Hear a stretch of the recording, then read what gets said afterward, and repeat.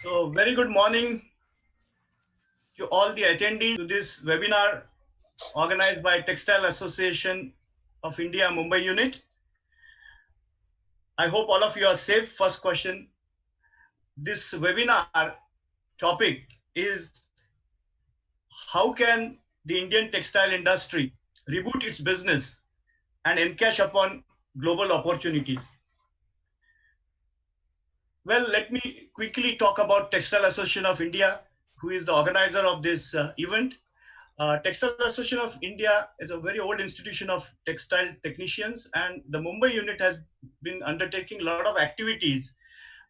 This year, a conference could not be held because of this situation, so this webinar is being arranged.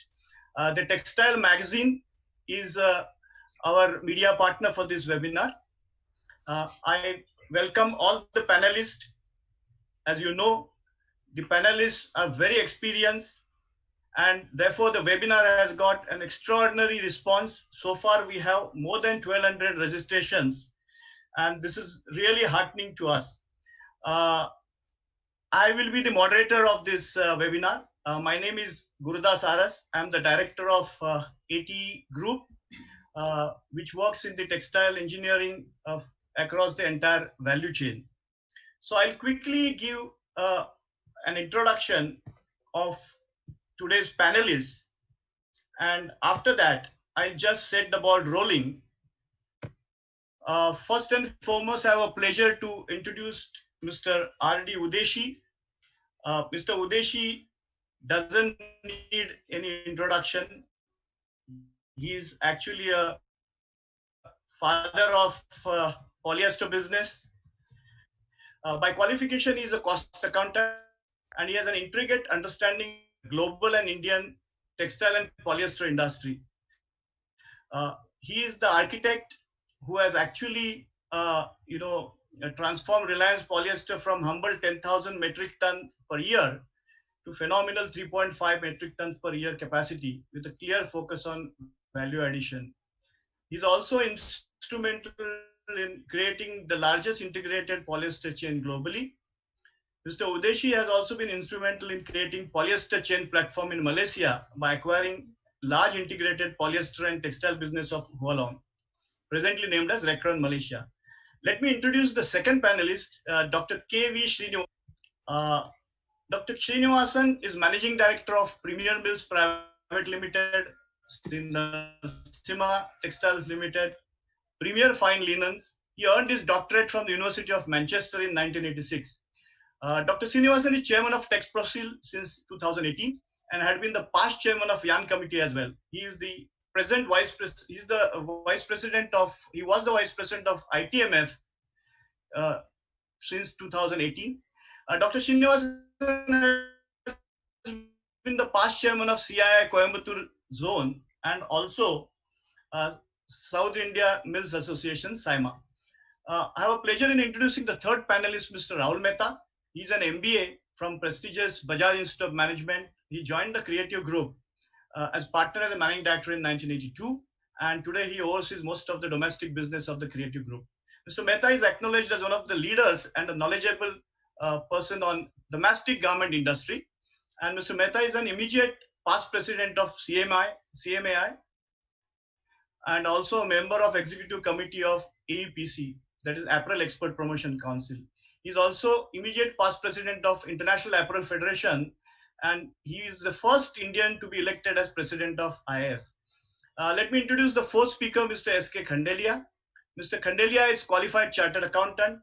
He has been closely associated with the textile industry for more than 50 years in various capacities, and presently he is president and CEO of Sutlej Textiles and Industries.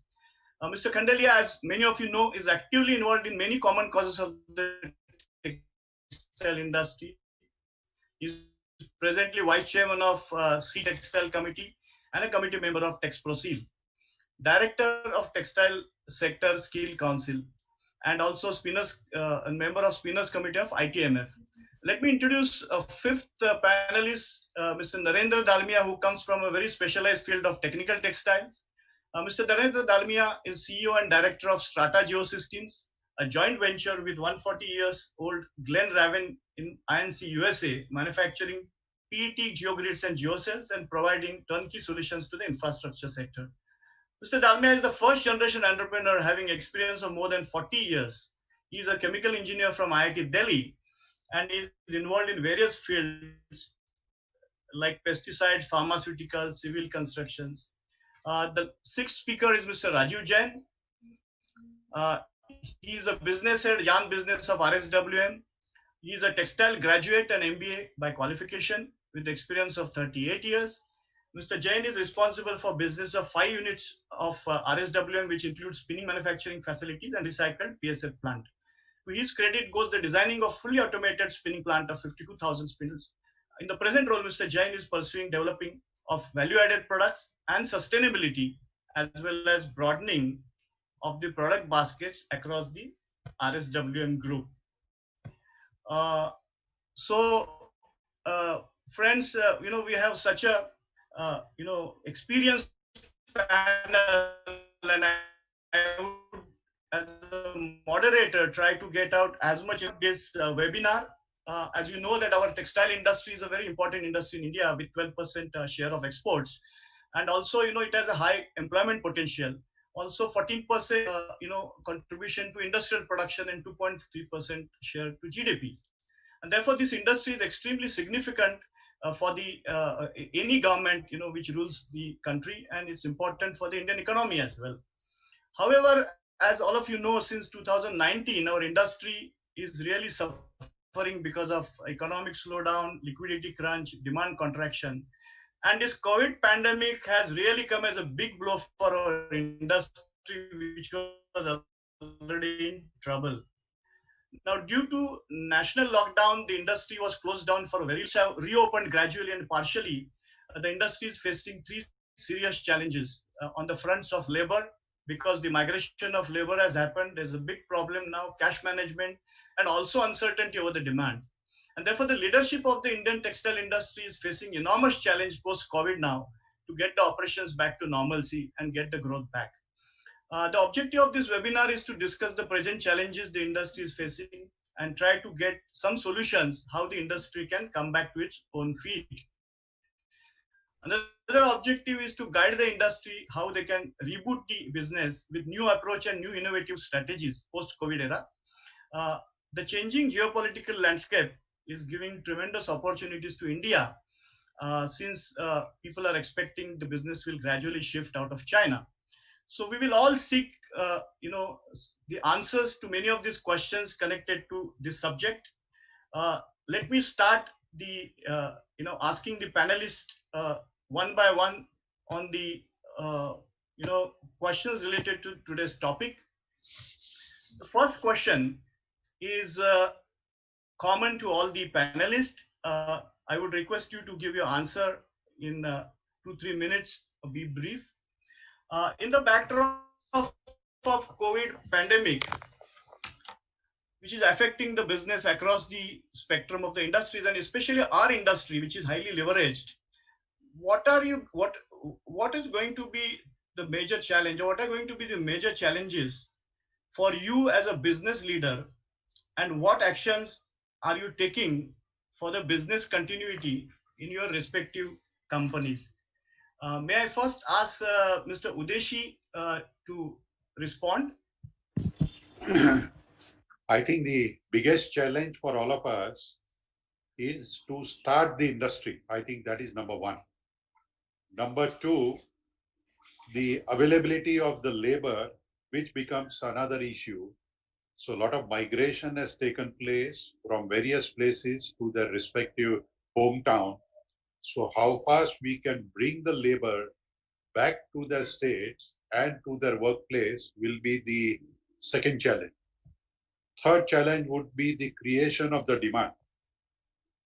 We strongly believe that every rupee person spends, how much he will allocate for clothing and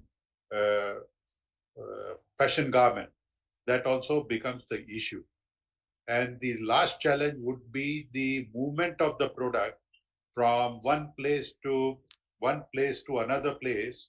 So I think that the industry needs to find the ways and means how to have a multimodal transport So you have a train, you have a goods train, then you have a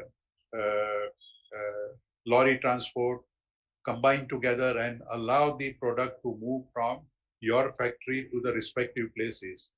And the last would be how fast the shops, the retail shop starts their activity, number one. How fast the process house starts their activity, because they are the people who are going to create and consume the gray fabric, and how fast the loom starts operating so that they will create the demand for yarn.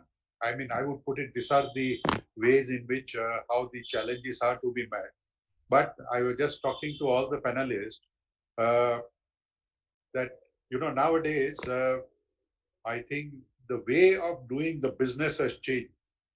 People don't think that we need to go to office, but sit at home and then have a discussion, have a webinar, have the VC, and get the work done. So I think this is a new way of doing the business, which is going to change the life of the people, which is going to change the method of doing the business. I think these are some of the things I would put it as challenges as well as solutions. Thank you.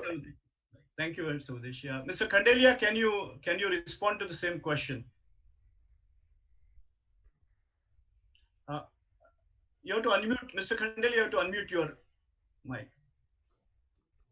Unmute, yes. Yes. Yeah, Mr. Khandelia. Sure. Good morning to everyone.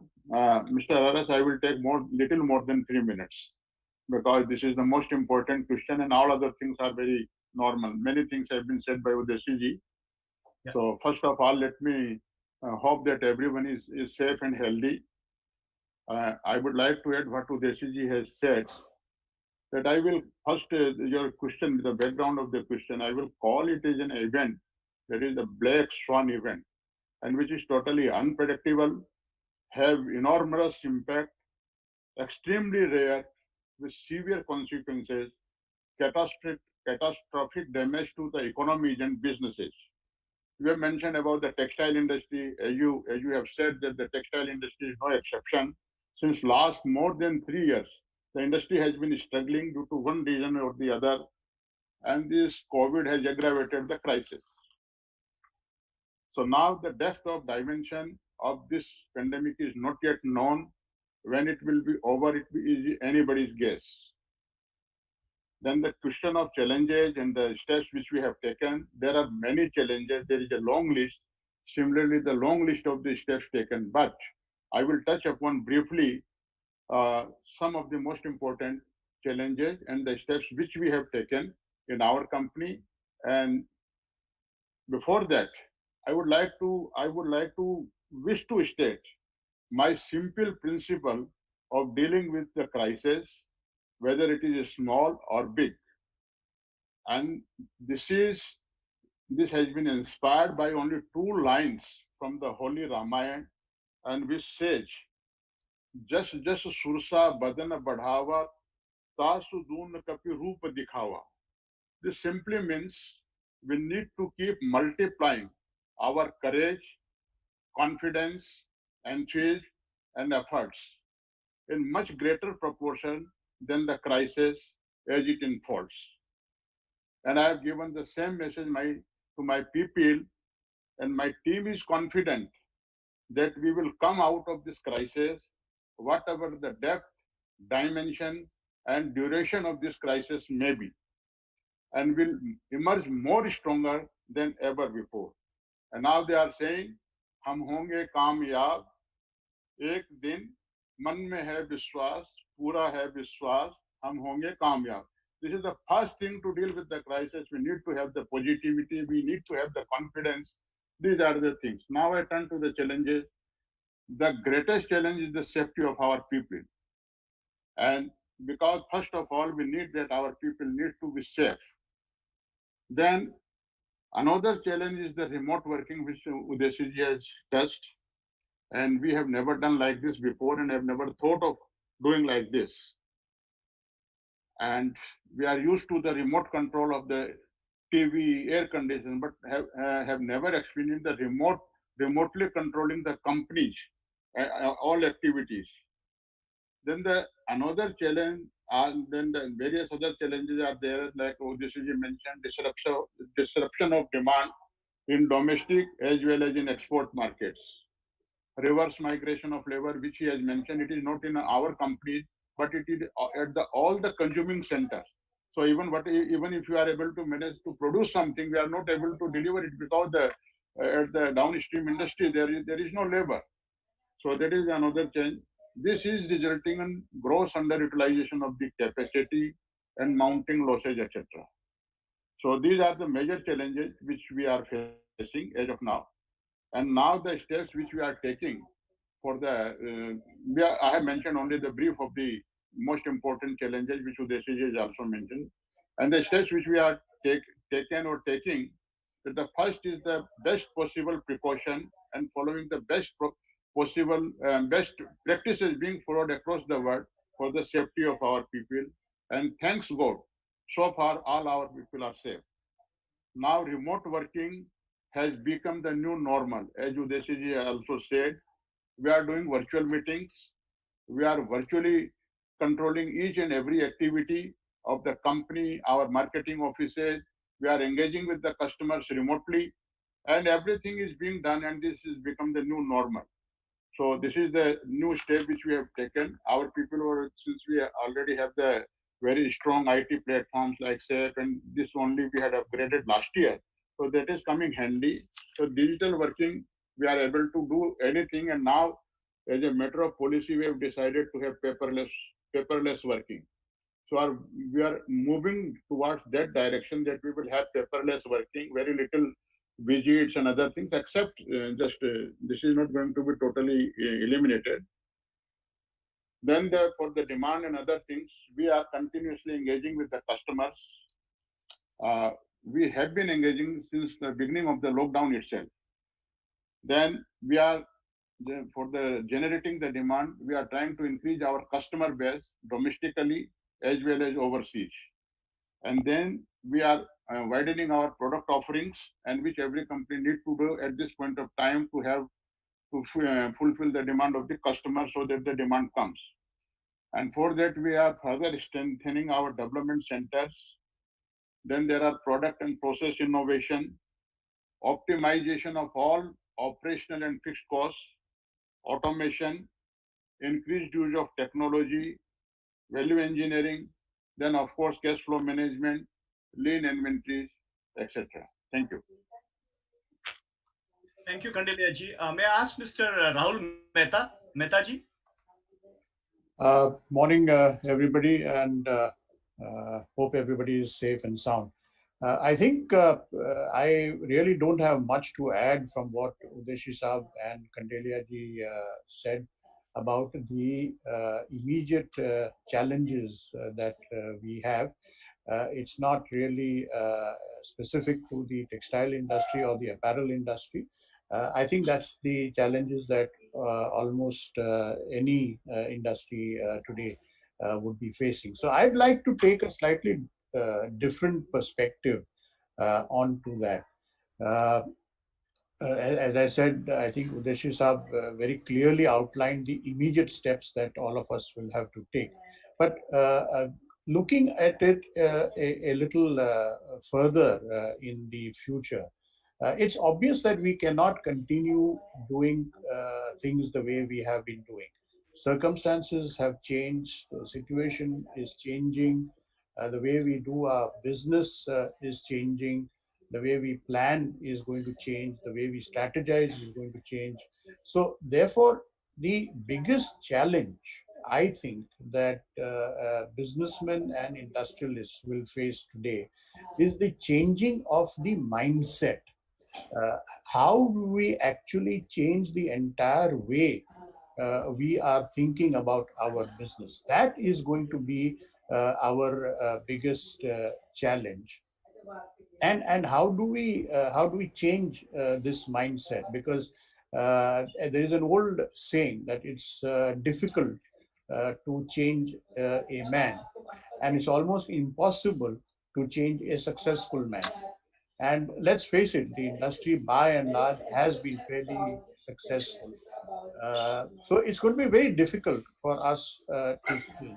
And I feel that the biggest obstacle that our industry in particular is facing is the fact that our leadership has been there for a long, long time. We will have to create an entirely new set of leadership. And in my opinion, this is going to be the biggest challenge. The owners, the directors, the proprietors, the industrialists are all, uh, you know, 70 years plus, if I can say so. No, no disrespect, because I'm also on that cusp. But I think Udeshi Saab will remember in one of the previous seminars, the topic was evolution of new ideas. And I, at 69 years old, was the youngest of the panelists. So I said, now, how do you expect 69 and 70 and 75-year-old people to really bring about a total evolution?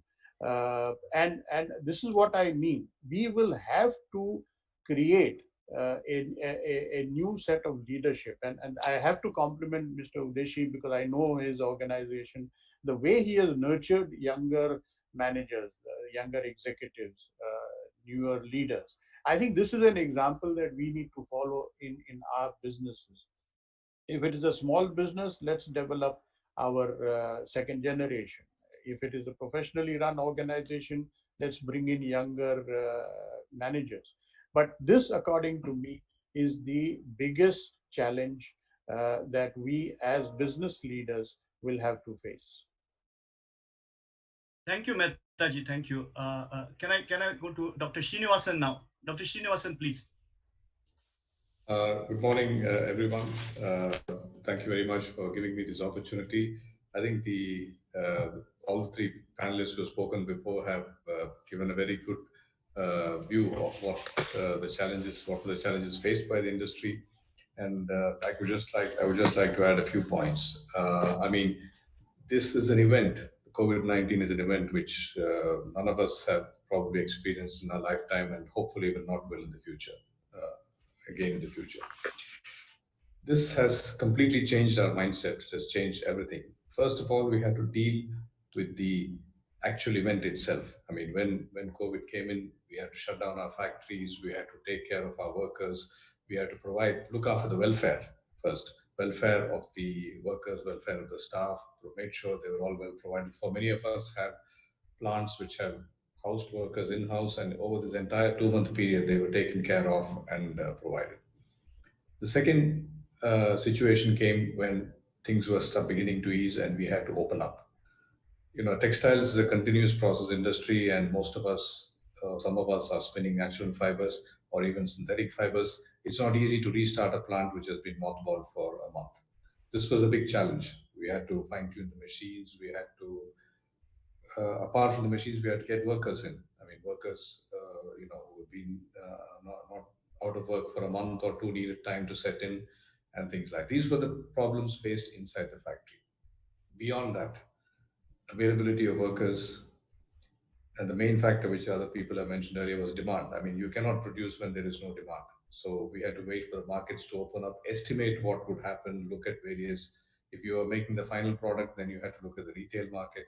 If you are making an intermediate product, then you would need to look at if your subsequent user or customer was back in operation. There were a lot of issues. I think the industry has gone through a very difficult time. Then we come to the commercial aspect. I mean, the stop was very abrupt and very sudden. There was a lot of ongoing business, a lot of contracts which were there, and not just for raw material, for finished products, and all this was a big challenge. Where does one start again? And the industry had to go through a lot of difficulty in, first of all, establishing contact with their customers, finding out if they were in operation or not in operation, and if they were in operation, what their consumption levels would be. And this is something that we are still going through. I don't think we have even gone halfway through that. The industry is still probably working at about 40-50% capacity. Demand is not picked up yet, and we need to understand which part of our customers are working. Then also one brings in ethics in this space, in this stage. We had a situation where a lot of contracts were on hold. Some customers were postponing contracts, some customers were renegotiating contracts. And the associations had to, intervene, talk to the industry in general. We, in fact, even requested our Honorable Minister of Textiles to put in a few words, and she came out with the phrase "commerce with compassion." This was sent to all our customers worldwide on all parts of the industry, and we try to see if we can, revive our business with these customers who had pending contracts. It's also is how one deals with your suppliers. Just like you have problems with your customers, you also have problems with your suppliers. Everybody had to work things out.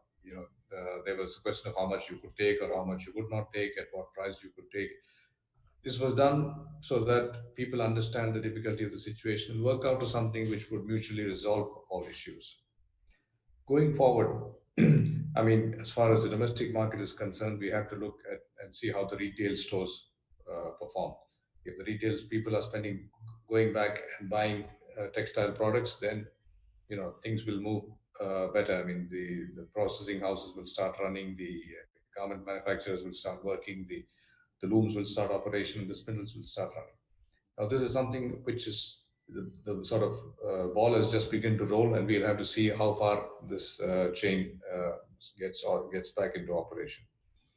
Many of the companies who export have found that markets where a lot of textiles were going, like the United States, like Italy, and Korea, were badly affected by the coronavirus, and all their consumption, their retail sales, their consumption points have all closed down. Now one has to wait and see if these can open and how the reactions will be from these markets. So we have a challenging time ahead, but I think the Indian textile industry can fight and overcome this challenge. We have to see how we go forward. Thank you. Thank you, Dr. Srinivasan. Thank you. May I ask Mr. Narendra Dalmia? You come from a sunrise segment of technical textiles. So, what are your issues and challenges post-COVID?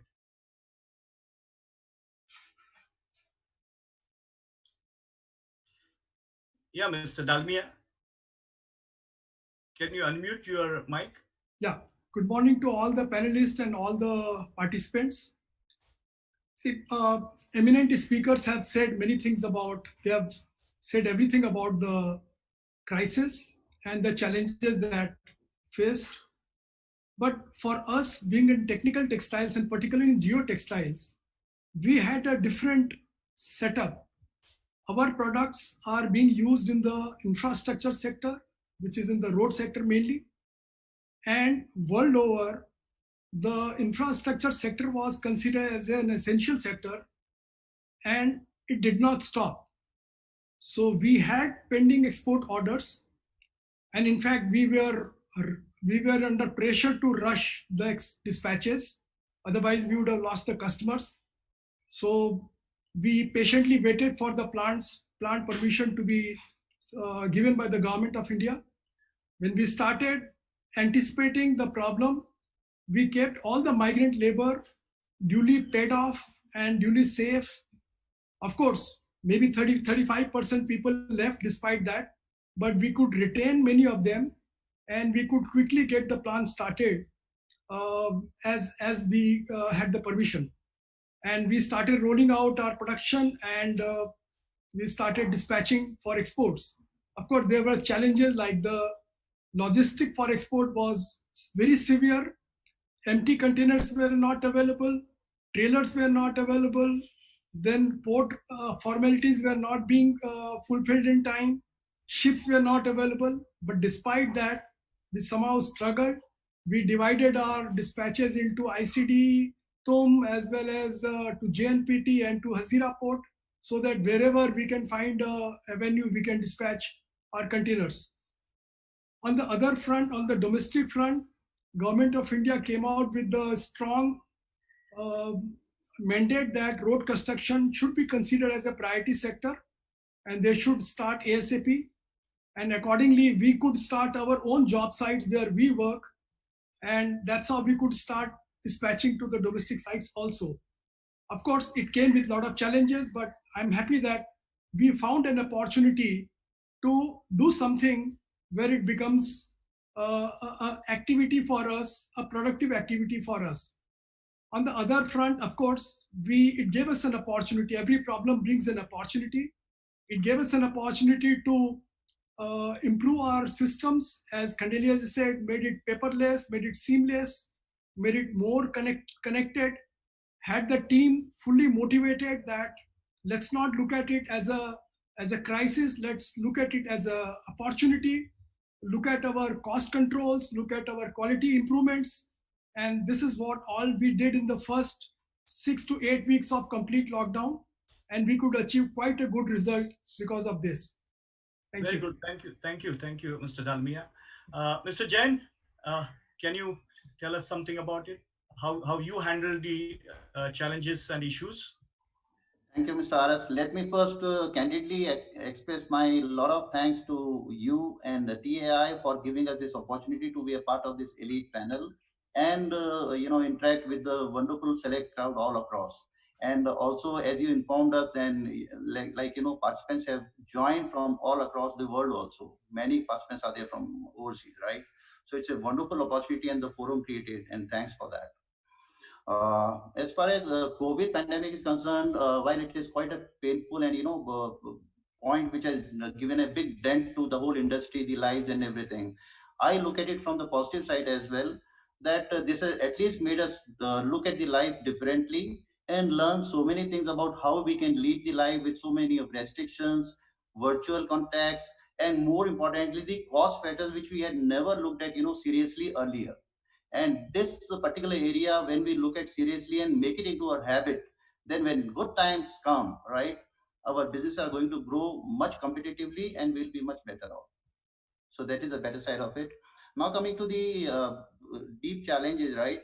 As very rightly shared by Khandelia ji, we had actually been running through very bad economic slowdown since the last couple of years, except for very small phase when we had done really well in Dalian markets.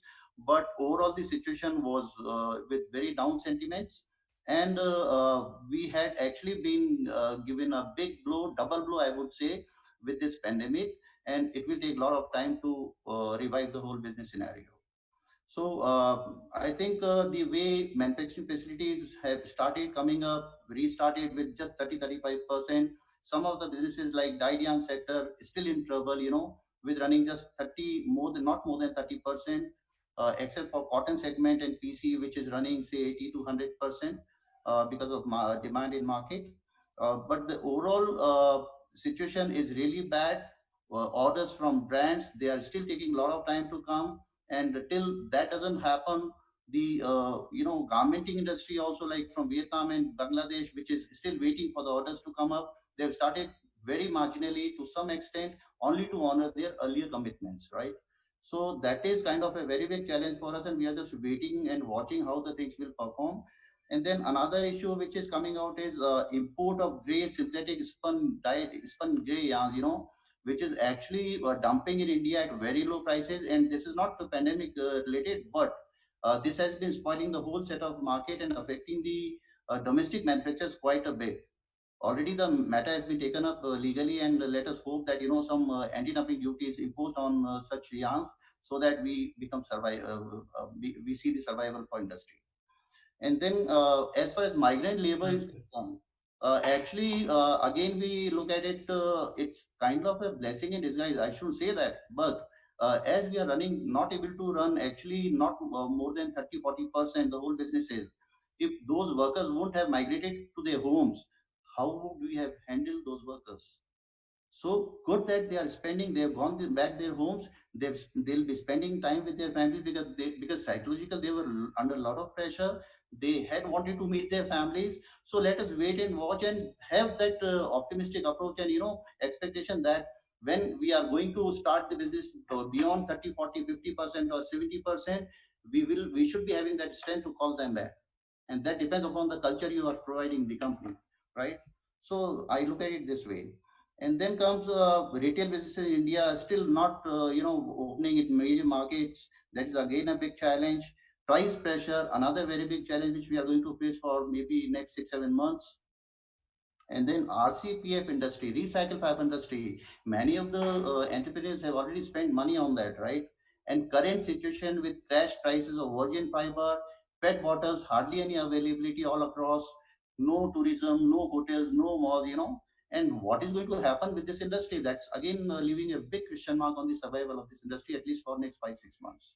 That will be another big challenge. So let me come to the actions. What business continuity we are looking at RSWM, or what we look at it is that uh, as far as cost measures are concerned, extensive measures undertaken at RSWM in advance for cost saving in many ways, with major thrust on cost of men, stores, raw material, factory overheads, and inventory and power.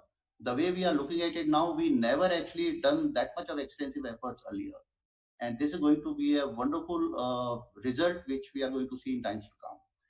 Special thrust on promoting more of value-added yarns. That is the expertise of RSWM, as everybody knows. We are further going to take biggest advantage on that, especially at these times, and with creating more range of products. Already we are into it with exclusivity and much newer products already brought out in the market with newer. Mr. Jain, I'm sorry to stop because we have a lot of discussions to happen further. So if you don't mind, I'll move to the next question because I think you have covered it quite well.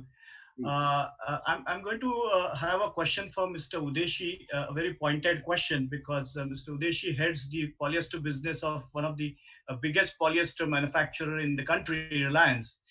One of the reasons for India's lowest share of global textile trade is the lack of broader product basket, mainly because India misses out on many synthetic-based products. For example, like winter wear, performance products, sportswear, activewear. What, according to you, can be done to increase the production of synthetic-based products in our country so that we can participate, in a larger spectrum of the export basket?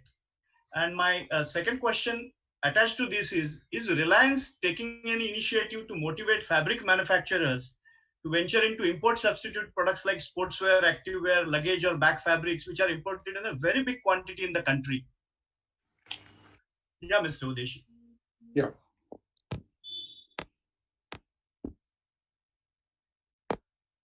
Yeah, thank you. I think traditionally India has been considered as a cotton-based textile manufacturing hub. The logic was quite simple, that the cotton was reasonably cheaper than the international market in India. Number two, we have ample availability of cotton, almost up to 6 million tons as on now, maybe increasing also. And we are one of the largest producer of cotton. So of course, the export of cotton-based garment always became a priority for all the Indian manufacturers. Number three, I think in the past, fortunately or unfortunately, polyester was always considered as a luxury item rather than the necessity item. That allowed and it also created a revenue stream for government. And I remember we paying almost like 85 rupees or 87 rupees a kilo as excise duty on polyester filament yarn somewhere in 90s. I don't remember the date exactly. That did not allow the industry to progress. However, the mindset of the government has changed totally. And we do realize that if India needs to increase their textile production from where it is today, say $140 billion to $350 to $360 billion in next 5 years, the cotton will remain stagnant in the range of 5 to 6 million tons, whereas India would need another 12 to 13 million tons of synthetic fibers, mainly polyester, to meet the demand of the textile industry. Fortunately, government took appropriate steps from time to time, and today, for all practical purpose, the synthetic and the cotton textile are by and large put on a par on the excise duty as well as on the custom duty, etc. I think where we were lacking, in my view, is we have excellent upstream facility. We have refineries which produces all raw material. We have xylene, paraxylene, PTA, monoethylene glycol. We have fiber filament manufacturing facility, including PET for bottle grade chips. However, I think the weaving industry did not come up to the required number. I think globally, people talk about 5 to 6,000 water jet looms under one shade. Here in India, we have 200 looms, 300 looms or so, and we feel happy about it that we are the large producer. So I think there is a mindset change which we need to bring to the Indian manufacturer and say that, let us change. I think we have a Malaysian unit which has a 6,000 water jet looms and producing 1.4 billion meters of fabric every day. So this is the kind of the facility we need to have in our own mindset, in our own country. So this is one thing. The second thing which we need to be little clear is that you may produce good gray fabric. Are we in a position to produce and process gray fabric into required global standard?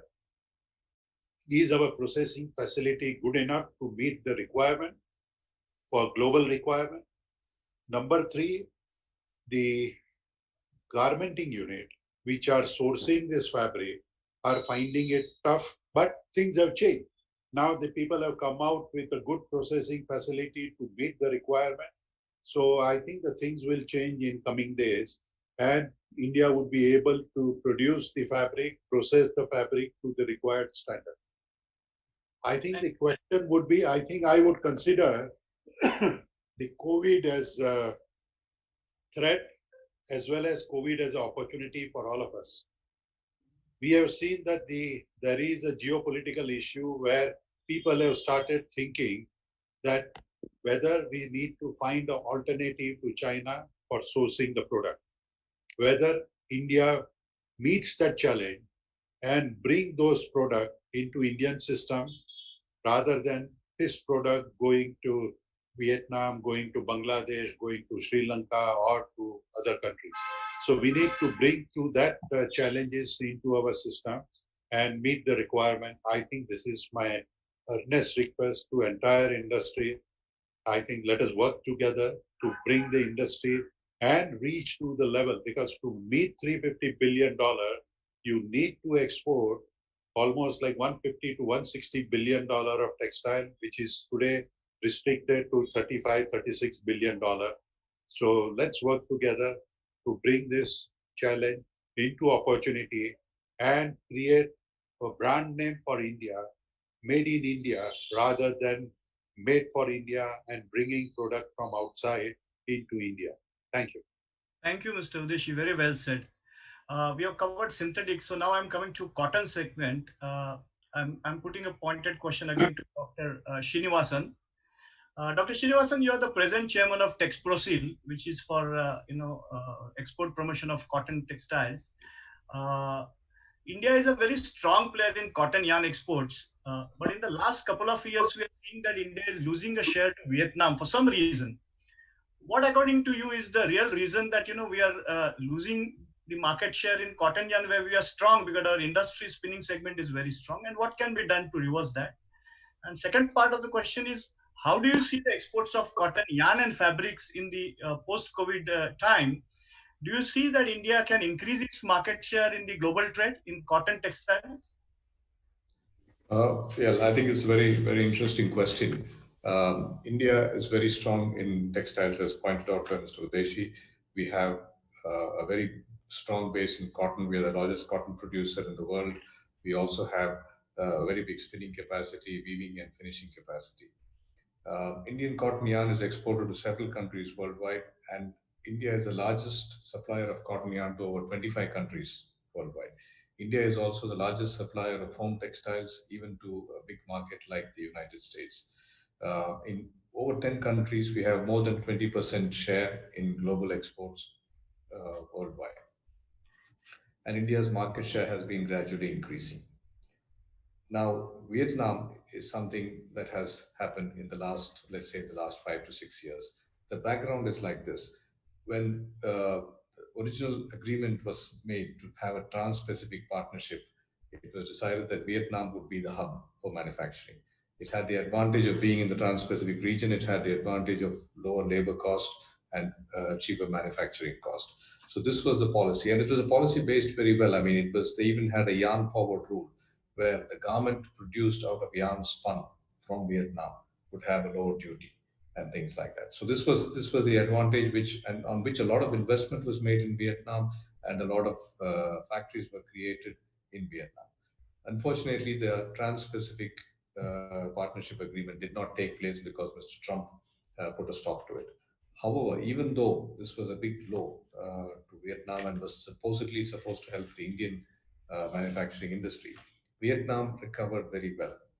They went into, they, made use of all the investments they had made, very high new investments, high tech investments. Then they decided to improvise. They got into an agreement with other countries in the TPP, not necessarily the United States, but other countries. So they had a smaller basket, but they had the advantage to ship products to this. Over 11 countries joined them in this agreement. Then they decided to focus on certain products. For example, they have a very big presence in both cotton textiles and synthetics. As far as cotton textiles was concerned, they decided to sort of look at premium cottons. They decided to buy the cotton from the United States, convert it into yarn, fabric, and garments. So they had American cotton, machine pick cotton, contamination free cotton. This was an advantage and a USP which they used to their advantage. There have been also a lot of Chinese investment took place in Vietnam. So what happened was that all this money, which plants which were moved out of China or new plants put in Vietnam, basically was supplying textile products to China. So China was moving its manufacturing out of a high cost environment to a low cost environment in Vietnam. Some of the leading Chinese companies as well as the Korean companies have made very big investments in Vietnam, and basically they are taking the entire production. Vietnam today has become the third largest producer and exporter of yarn in the world, which is a huge step considering that it started out in textiles only 10 years ago. The other advantage with Vietnam had was the trade agreements. They have, in the last couple of years, they have signed free trade agreements with the European Union, with Korea, and with other countries in the Asian trade bloc. So they have an advantage over India in terms of tariffs, which is also a big point to them. Vietnam also concentrated on production of value-added products like coarse spun yarns, high-performance fabric from synthetic fibers, and all this helped a big way in increasing their, not only making them a large size of production, but also making them high-tech manufacturer of textile products. Vietnam also has a geographical advantage. They are very close to China. They're very close to other major markets like Japan and Korea in the Far East, and transport times and lead times are much shorter. The only disadvantage that Vietnam has, as far as textiles is concerned, that it does not grow or produce any cotton. So this is the only disadvantage. But I think even then they have been able to overcome that to some extent with either their cost of manufacturing or their lower tariffs for their products, and they have been able to make inroads into markets where India used to cater. Now, India has to wake up to this challenge. I mean, we have to get into high performance value added products. We have to, this is what the industry can do, getting into value added products, making our manufacture, size of our scale more economical, increasing the size of the scale. There are also some opportunities where we can work along with Vietnam. I mean, for example, Vietnam will also consume textile products, textile raw materials, and I think the Indian textile exporters have been talking to their counterparts in Vietnam. We had a few weeks ago, there was a video conference in which the Vietnam Chamber of Commerce was involved, and we were discussing and looking at products where India could do business with Vietnam.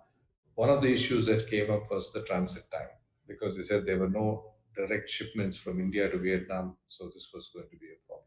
Now, apart from this, we would also need some support from the government. We have, let's say, certain areas where we could do much better if we have the required policy level support. One is the government has come out with a very good scheme called ROTTEP for refund of duties and taxes which are exported. Now this is applied, is given to certain textile products, is given to home textiles, is given to apparel, garments, but not to fabric and cotton yarn. If this was extended to all textile products, we could have a substantial growth in our textile exports. This is a point which we've been highlighting to the government, and we sincerely hope that they will ensure that this scheme covers the entire range of textile products. Similarly, interest equalization scheme. As you know, interest rates in India are much higher than our competitors in other countries.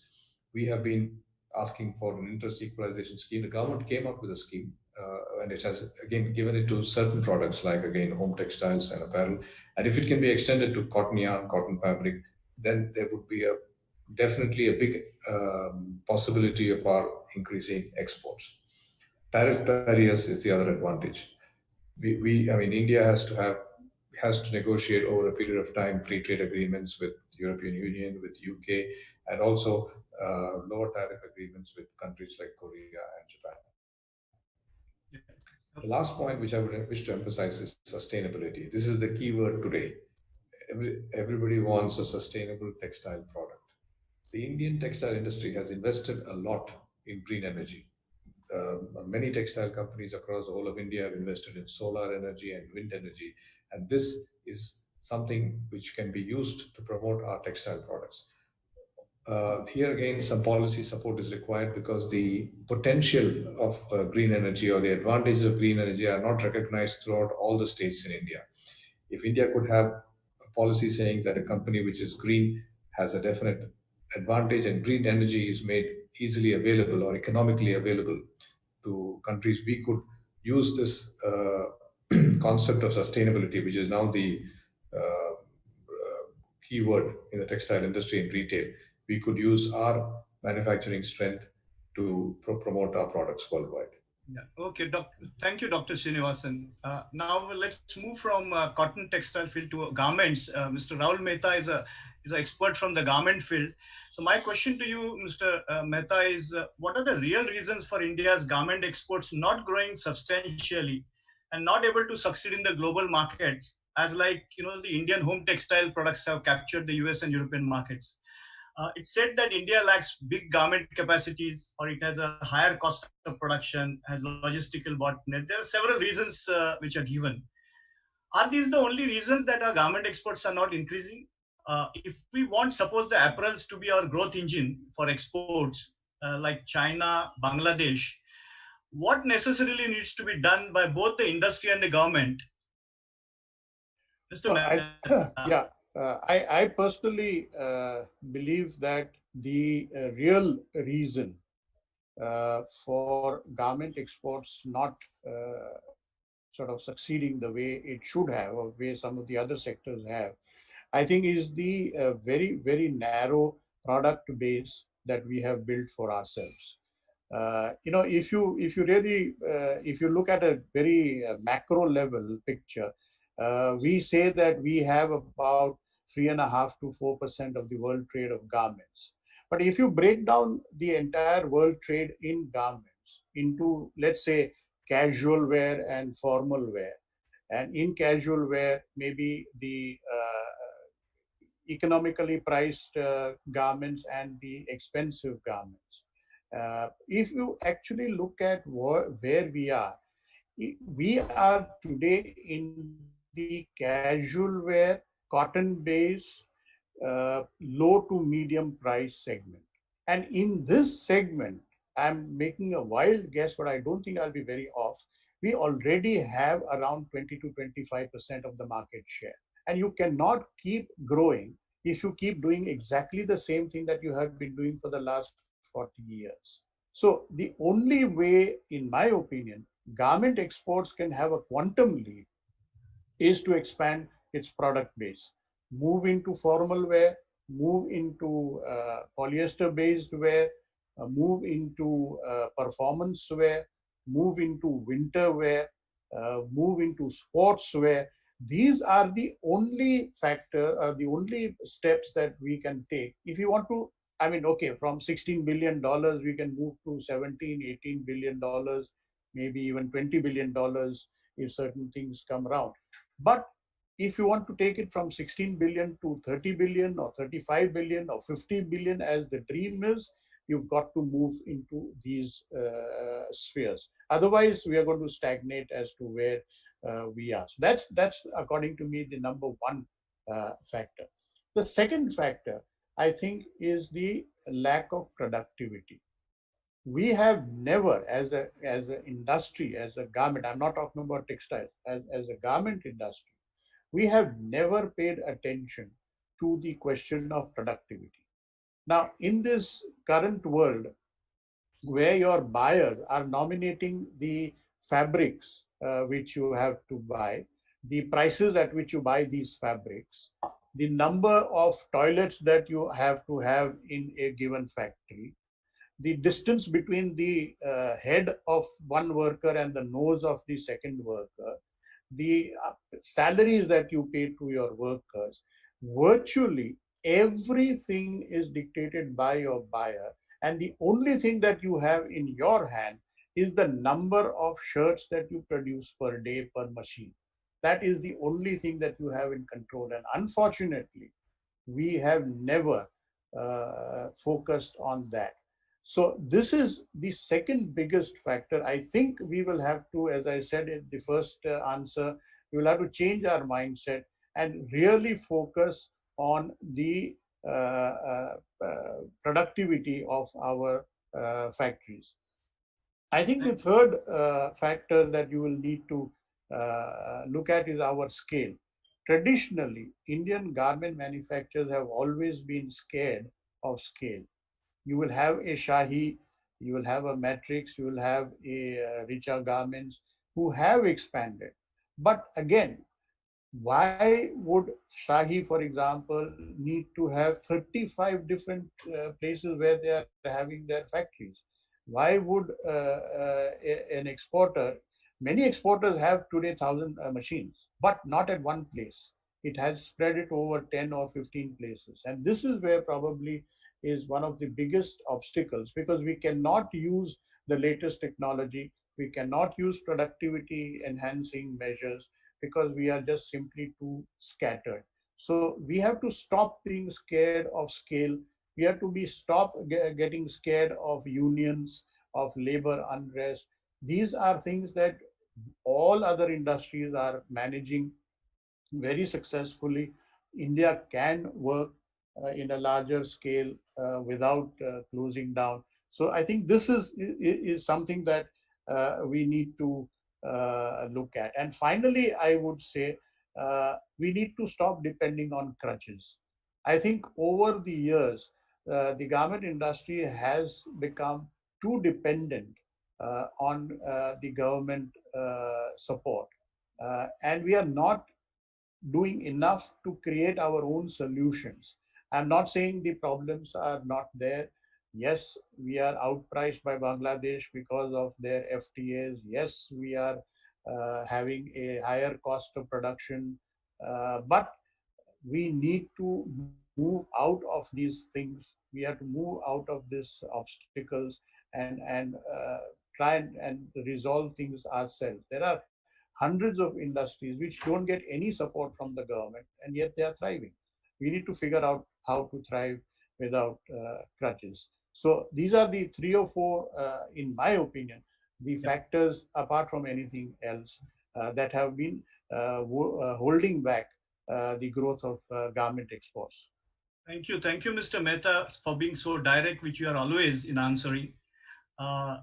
Now let's move to the home textile segment. My question is to Mr. Khandelia. You have a very vast experience in cotton and synthetic yarn fabric business as well as in home textile area. What, according to you, are the factors which are responsible for India's success in the global home textile business, especially in the USA and EU markets? How do you see the Indian and global home textile markets responding in the post-COVID situation with respect to especially consumption? How do you see it post-COVID? Right. Uh, It is true that India has a very large share in home textile market in the US and Europe. And as Mr. Mehta has said, that these development has taken place, this growth has taken place in the existing circumstances, which everyone keep on complaining that this is not there, this is not there.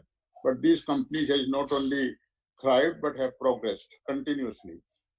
The simple reason is they have world-class manufacturing facilities with the scale, quality, design capabilities, product and process innovation, market-oriented approach, organic and inorganic growth, acquiring brands outside.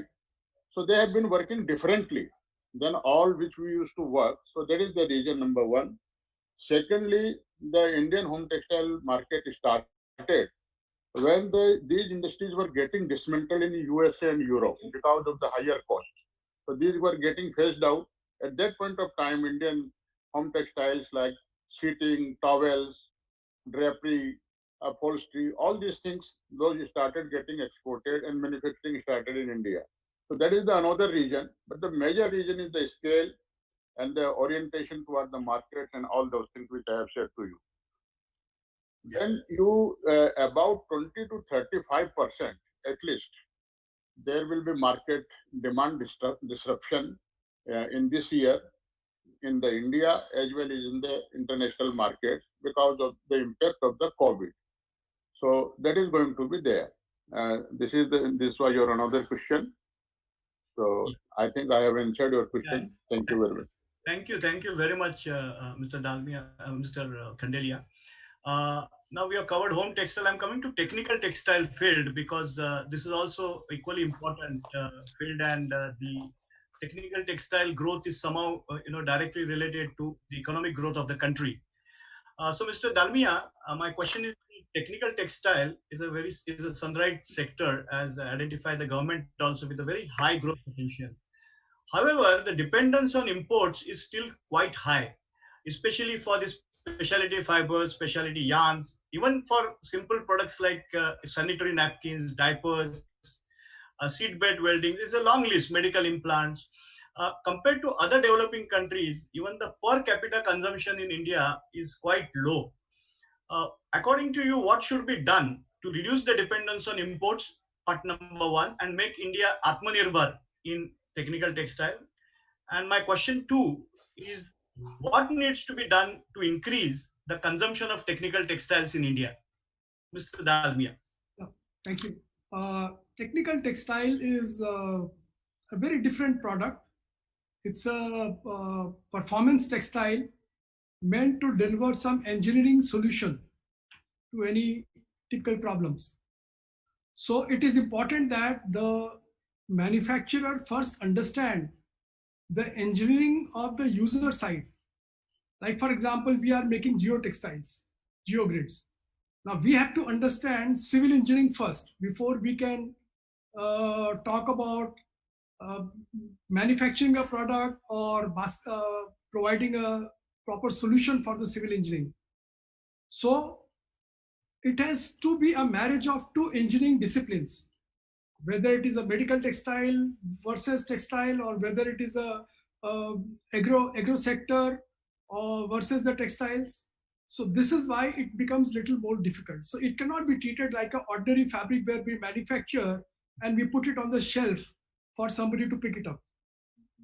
Having said that, it requires a domain knowledge, first of all, that how it should be manufactured perfectly to the quality specifications. Because if there is a problem in the, like for example, PPE, in 6 months, India has proven that we have capabilities to grow to the second largest producer in the world.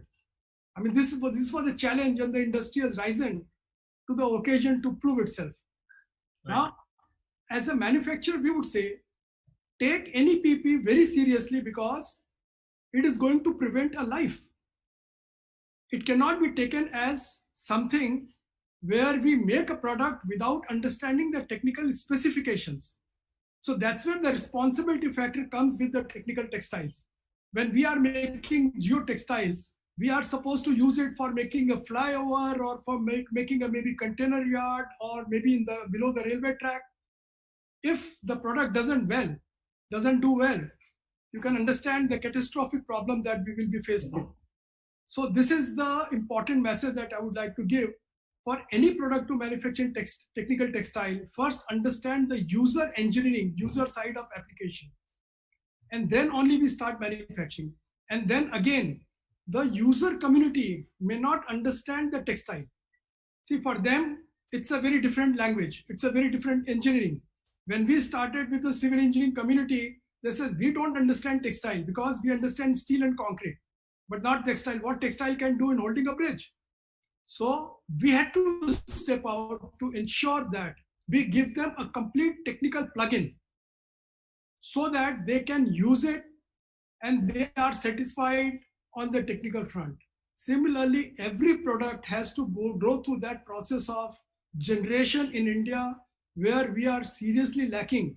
We are just at the nascent stage of the growth of the technical textile. A lot of effort is required at the industry sector as well as the consultant sectors as well as the government of India to promote the technical textiles. But yes, world over, the market share of technical textile is more than 50%, while in India we are just entering into the double digit. Thank you. Thank you. Thank you very much, Mr. Dalmia, for a really good insight into the industry. My next question is to Mr. Rajiv Jain. Mr. Jain, you have been part of the automation drive in RSW, and therefore I have a very pointed question for you. Many of the textile mills, after partially reopening, are now facing a big problem of availability of labor because of the migration, and this issue is likely to remain for a longer time. In addition to the labor availability, there are some related issues like skill gap, low productivity of labor, also the age-old labor laws. In this backdrop, do you think that a time has come for the industry to seriously look at automation, digitization, and also artificial intelligence as the possible avenues for adoption? And do you see that our industry will seriously be looking at Industry 4.0 and smart factory concepts post-COVID? Mr. Jain. Well, Mr. RS, you have very rightly raised this issue, and actually at RSWM, I think it was kind of a revolutionary attempt. It took, way back in 2011 with a long-term vision, the way that particular concept was designed with SJ11 plant, which was having the fullest level of automation, all kind of automation which were invented till that time were you could see under one roof. So that was the class of automation we had actually installed at RSWM with 62%, 60% something lesser workers engagement, and the kind of productivity we achieved and the quality consistency. It was just awesome. And I feel happy to share here that, at one of the times when we commissioned the plant in 2012, the whole delegation of CTMTC from China had joined LMW to visit this plant, and they just could not believe it when they saw the plant running with so high efficiency, so high productivity, speeds and everything, because they had till that time seen just speeds of maximum 17,000 or 18,000 RPM, right? So they couldn't believe it, seeing the machines taking rounds of the machines with 22,000 RPM running, our workers already very efficiently taking that load also, and the kind of quality consistency they saw through the reports and everything, they were just totally amazed. And finally, I think they went ahead with some installation of LMW plants in China also. So that was the first experience they actually had, And the kind of fullest automation, it has been made so well workable in India with the high expertise we have actually, In textiles, I always believe that the textile expertise in textiles, what we have in India, with governing at key positions in the places like Indonesia and China, Indonesia especially, I think that is a wonderful example of having that superiority on Indian side. So that was it. And at this plant, particularly if I look at little more, we have even cordless communication network connectivity, with all the machines to generate reports automatic and without any manual intervention, fullest automation of roving transport, package lifted through hangers like babies, to the packing area, fully automatic palletizing, bagging, boxing, everything put together, fully controlled with no man controlled incoming of the workers. So, it was the most ideal plant. And even now, we proudly claim this plant to be the best in the world after 8 years. And another very important thing which everybody should learn when they look forward to, having this kind of an automation with perfectness of automation solutions, and whether they hire Neuenhauser or Electrojet or whosoever, with the installation of LMW clubbing with maybe auto blending, kind of the best automation from Chrysler India and all, they should look at the trading part. That is very important thing. And we did excellently well in that, and our team never had any problem in maintaining this kind of a plant. So that is state of the plant, I would say. And with this situation, when labor is not fully available, pandemic situation is having at every places migrant workers, we are able to run that plant even to any capacity, whatever we want to run right now. So that is the advantage of such plants. So you feel that the future will be for automation and digitization. More and more people will think of getting into this. Perfect. I believe in that. Okay, great. Thank you very much. Thank you very much. My next question is to Mr. Udeshi. Our Indian psyche is that when there is a critical situation, we perform very well. Even our cricket team in one-day matches, in the mandatory over, last 2-3 hours, we really perform extremely well. So in the COVID situation also, our industry has really stood up and supplied the personal protection equipment and nearly 7,500 crores worth of this medical equipments were supplied by the industry. My question is to you, Mr. Udeshi, because you come from synthetic background, which is a raw material for this.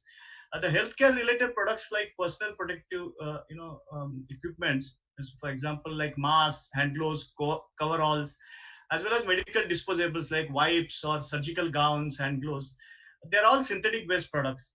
Post-COVID, the Indian market itself for such products has increased considerably and estimated to be around about 10,000 crores annually.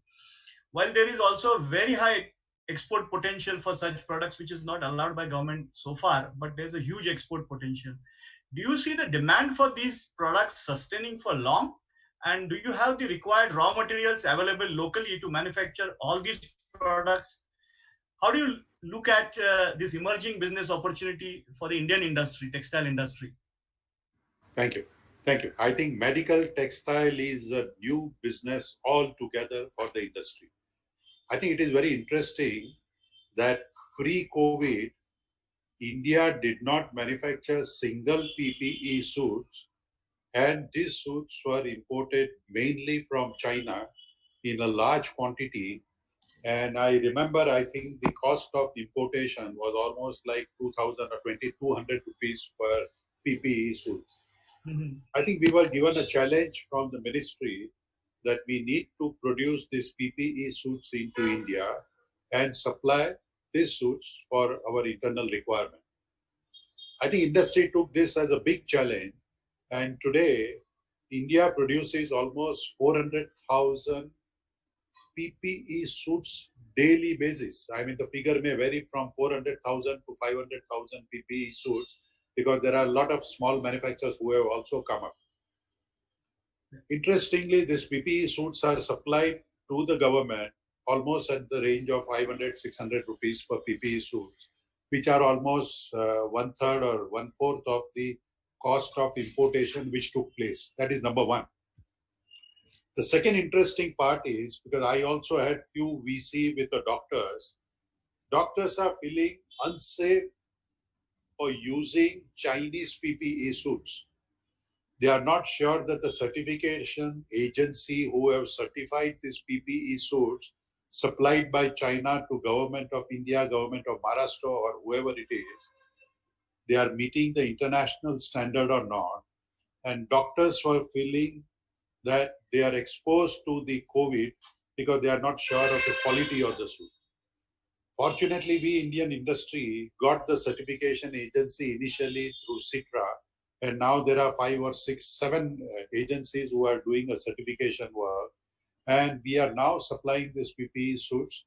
So for your information, in Alok, which we took over this industry few months ago, we are producing almost 100,000 PPE suits daily. So it's a big jump, and I had a call with the Textile Ministry because I think time has reached where Indian industry is reaching to a saturation point as far as the PPE suits are concerned. The world needs PPE suits. So my recommendation to the ministry was that you allow the export of these PPE suits after meeting the domestic requirement and meet the domestic requirement without creating a shortage, but get the approved PPE suits for export so that we create a brand India in international market. So this was one. The second interesting project which I was personally involved was in swab project. I think all of us, we should know that swabs are a basic requirement for testing the throat and a nasal residue which goes for testing. India did not have the capability to produce swabs. So again, the textile ministry came forward and told industry, and mainly to us and Johnson & Johnson, that you are producing earbuds, why don't you produce swabs? I think J&J and Reliance, we took this project on our hand. We decided that we need to bring this swab into production in less than 8 to 9 days in a commercial production. The swab needed polyester sliver as a base material so it can hold the liquid which comes out of the tissues, which comes out of the throat and the nasal. We created this fiber which meets the requirement of producing swab. Overnight, we spent almost for 3 to 4 nights, our scientists worked together and created a fiber which meets the requirement for the swab. And today, we and J&J combined together, so mainly driven by J&J, are producing 500,000 swabs on a daily basis. Another interesting subject is the swabs were imported from China at almost 17 rupees a swab. Challenge was given to us that you produce swab at the lowest cost. I am happy to inform that these swabs are almost produced much below 2 rupees per swab, maybe to be more realistic, 1 rupee 70 paisa per swab, at 10% of the cost of swabs which have been imported in the past and meeting the domestic requirement. I think industry has risen to the need of the nation. I think we forgot all our commercial aspect of it. The entire Alok which used to make commercial garmenting for export purpose, entire garmenting unit was switched to making PPE suits. And today they are making almost 100,000 PPE suits on a daily basis. Question is whether we have enough material. I think this PPE suits can be manufactured either by polypropylene route or polyester route, and it needs certain processing and certain chemistry to apply on the fabric to make it acceptable to the chemical requirements so that the blood does not penetrate through the system and goes into the human body. So this we have been able to do it, and I'm happy that I think country today has become the second largest producer in the world for PPE suits. I have requested Textile Ministry that please allow industry to export these PPE suits and meet also the domestic requirement and export these PPE suits in a regulated way so that we don't create a shortage internally, number one. Number two, we do not spoil our name in the international market like we have imported Chinese suits and doctors are feeling unsafe to use this Chinese suits for their own internal usage. So we must do it, and I have been assured by the ministry, textile ministry, and with the concurrence of MH, that is health ministry, they will give a clearance for export of the product. So I am feeling quite a proud Indian. I think we rise to the occasion. We forget our commercial aspect of the business, and need of the hour was to produce PPE suits. Need of the hour was to produce the swab and provide this to the local requirement. and we have done it, and I think feel quite proud about it. Thank you. Thank you, Mr. Udeshi. And really, I think all of us feel really very proud to be an Indian because our Indian industry really stood up to this challenge very successfully. My next question is to Mr. Rahul Mehta. There's a lot of anti-China sentiment growing across the world because of COVID. Uh, do you see the global buyers turning to India now and making it a major supply base for apparels? What are the chances that garment buying will shift more to Vietnam and Bangladesh than to India? And if so, then what can be done to pull these buyers to India? Mr. Mehta.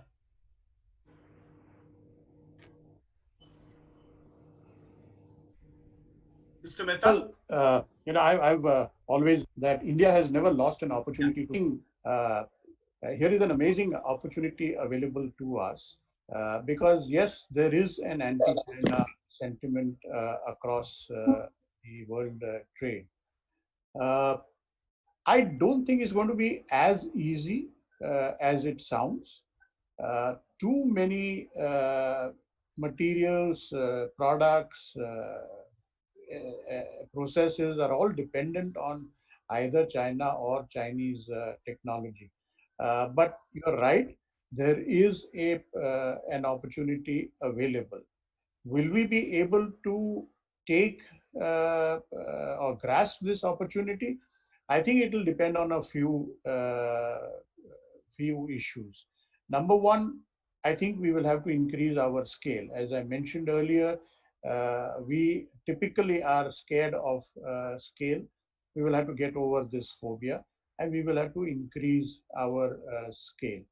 Secondly, I think we will need to move away from the traditional strengths of China and create our own areas of strength.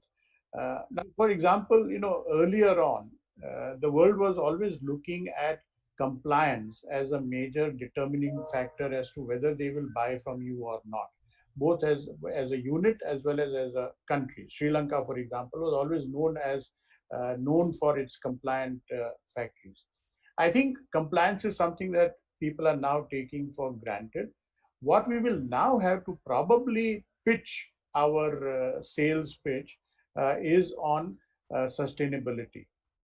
I think we will have to position ourselves as a country which has sustainable processes, sustainable products, and sustainable factories. So this is something that will help us, I think, in order to try and replace or try and get some benefits out of the anti-China sentiments. Third, I think, as I said, instead of trying to compete with China headlong, can we create some of our own USPs? China, for example, was never known for effectively or efficiently manufacturing smaller quantities. In the process of building up scale, can we try and capture a much larger percentage of the small order business? Because understand one thing, post-COVID, everybody is not going to go back to their 100,000 pieces per style and 500,000 pieces per style orders. Everybody at their own level is trying to scale down their businesses. The orders per the quantities per style are likely to come down. India has the unique opportunity, even more than Vietnam or Bangladesh, to manufacture smaller quantities. Can we focus on that? Yes, we have to build scale. So I'm not saying something which is contradictory. Yes, we have to build scale, but in the meantime, let us focus on our strength, which is smaller orders.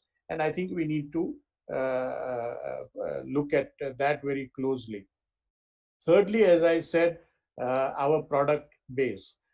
If you want to keep on making cotton casual wear at cheap prices, I'm sorry, I don't think we are going to capture too much of the businesses moving out of China. So we'll need to increase our product base and get into newer products. I mean, I must say, absolutely hats off to Mr. Udeshi and to Reliance I think they have really shown us what can be done if people actually set their minds to.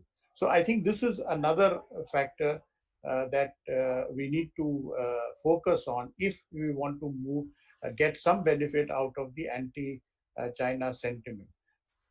Keep in mind that whilst there is a huge anti-China sentiment and everybody is talking about it, like every other media hype, the people tend to go back to the way they were thinking before or the way they were doing before. So yes, there will be people experimenting with us. There will be buyers wanting to get substitution from us.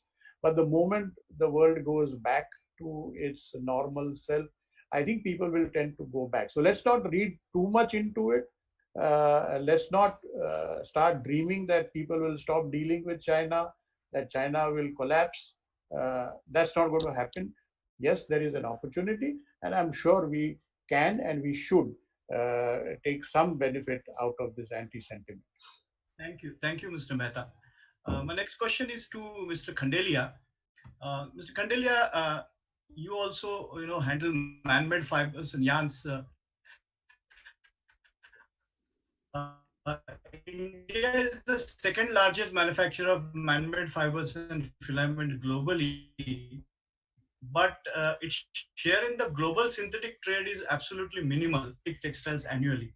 So what are the real reasons for so much of big quantum of imports in spite of enough capacity of synthetic raw material availability and also the downstream manufacturing in the country?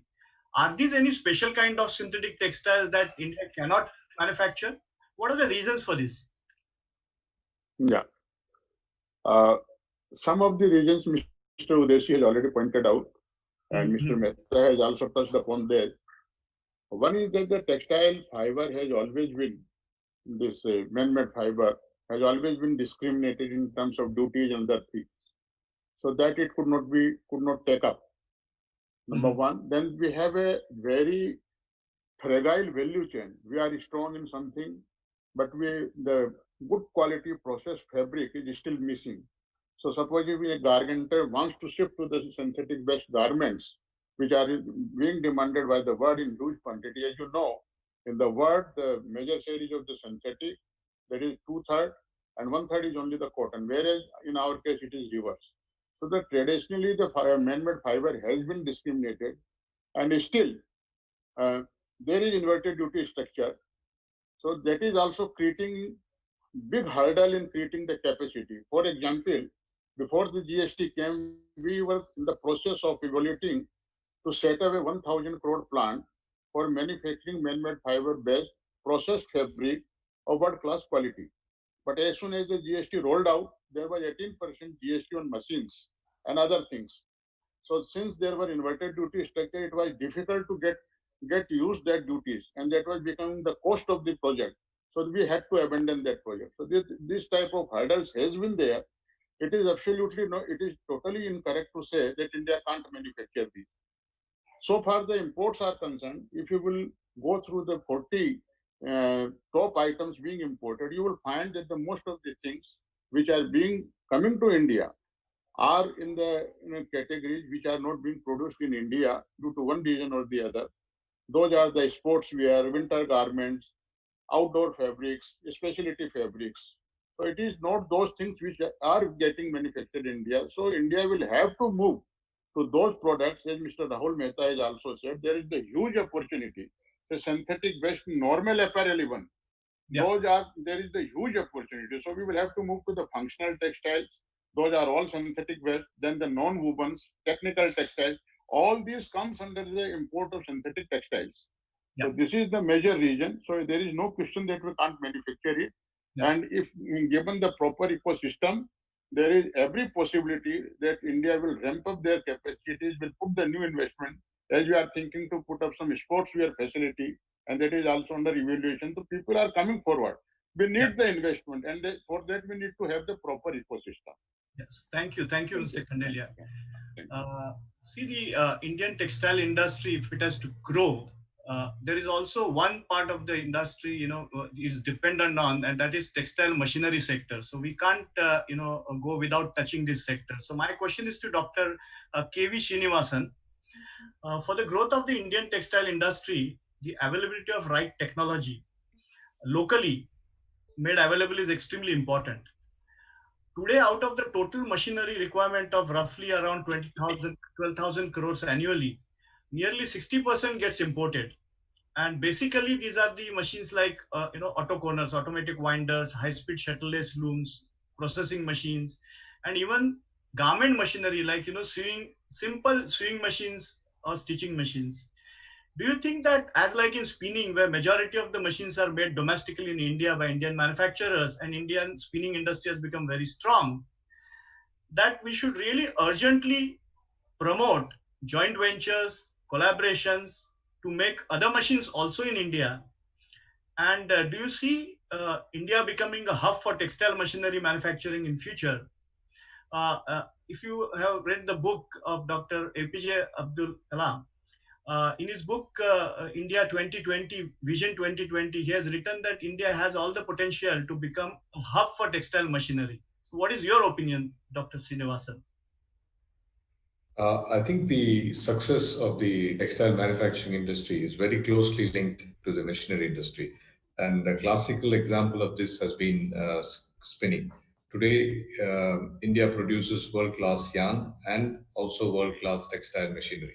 So apart from having the advantage of raw material from within the country, if we have world-class technology for manufacturing machines produced also within the country, definitely that's a tremendous advantage.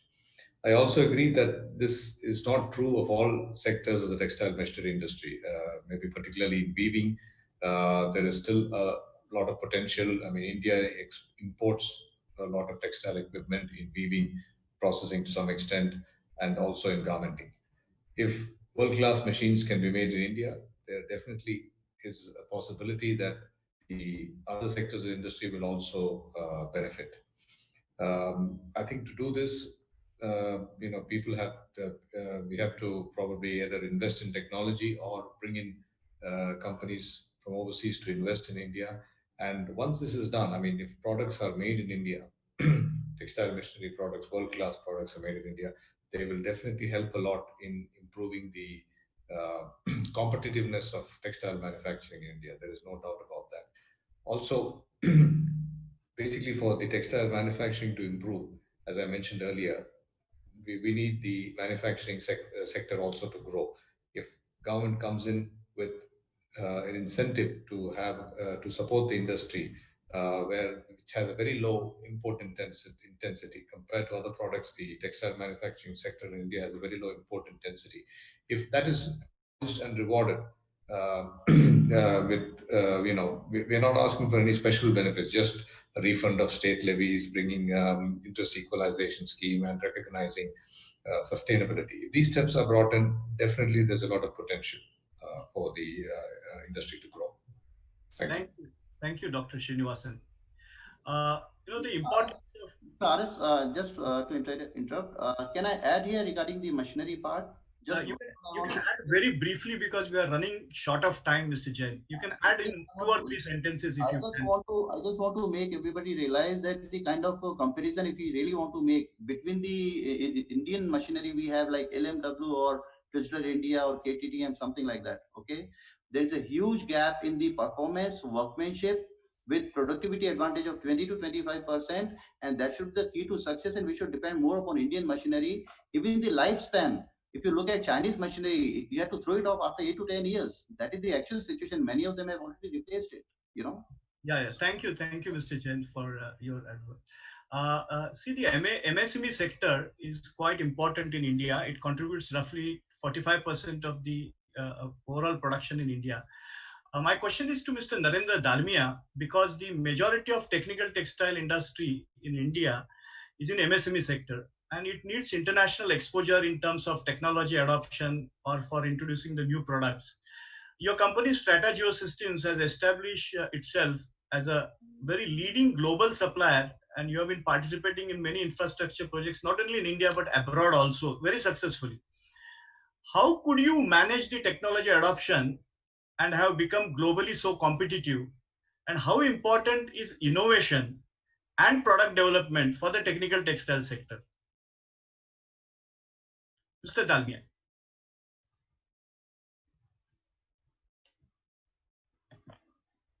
Yeah, Mr. we started Yeah. 2004. Yeah, please, Mr. Dalmia, go ahead.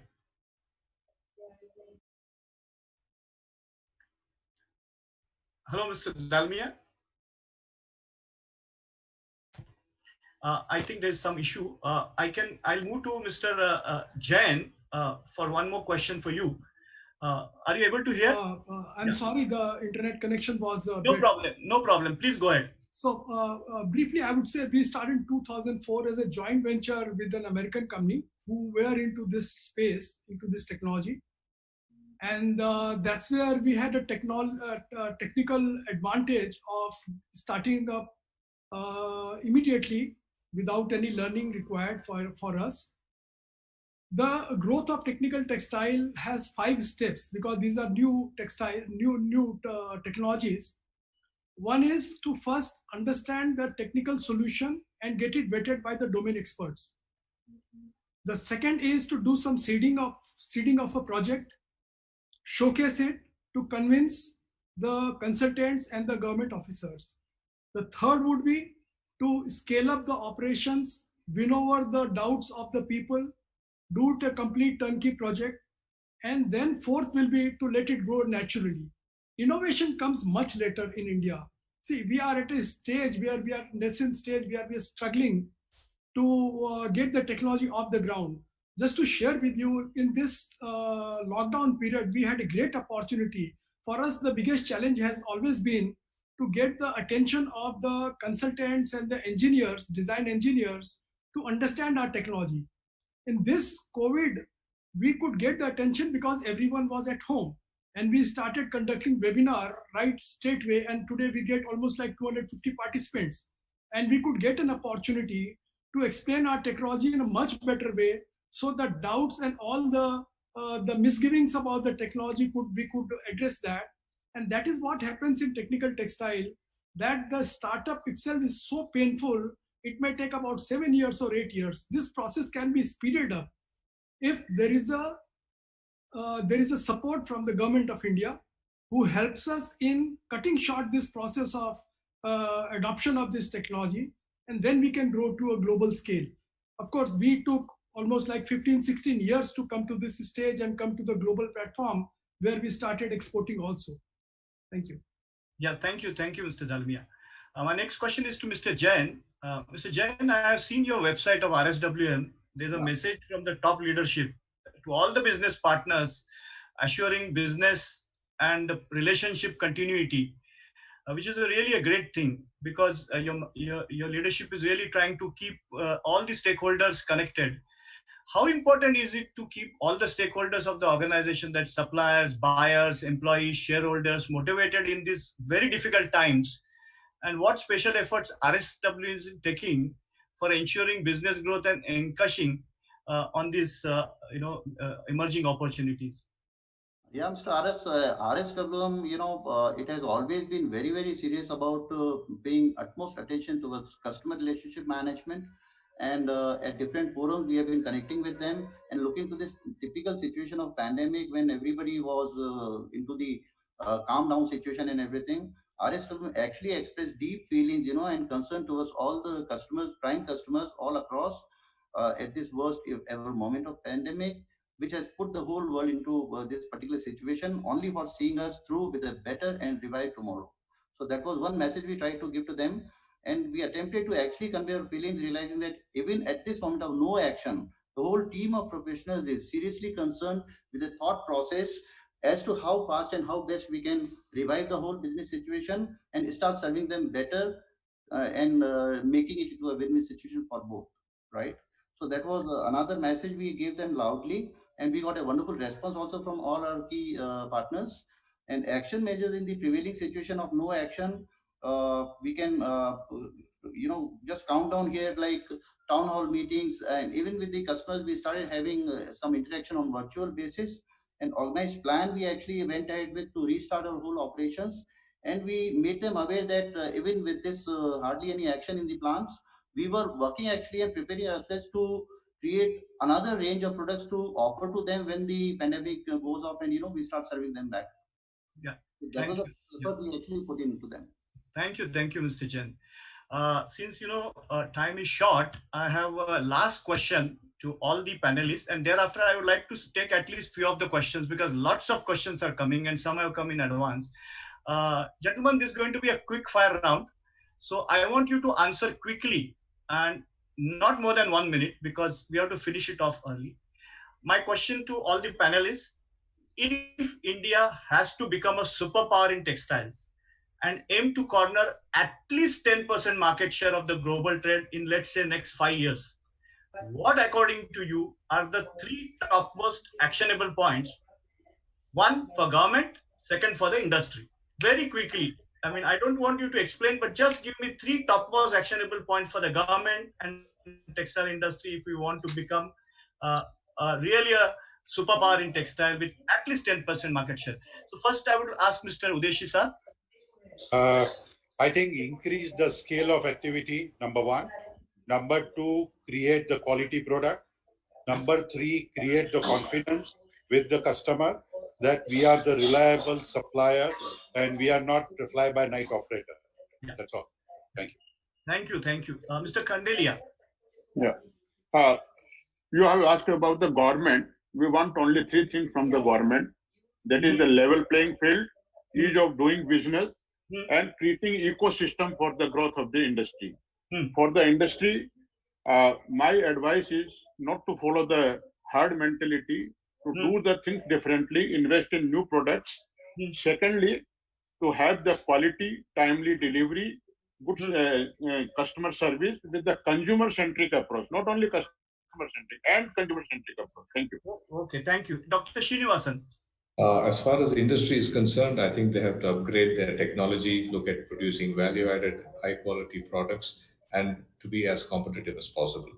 From the government's point of view, as mentioned earlier, we want a level playing field. We want, in terms of refund of taxes, interest rates, interest equalization, and nurturing sustainability and power reforms.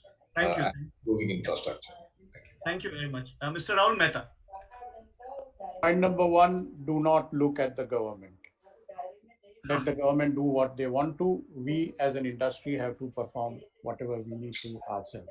Point number two, productivity. Point number three, product base. Point number four, rethink your business strategy and your leadership plans. Mr. Dalmia?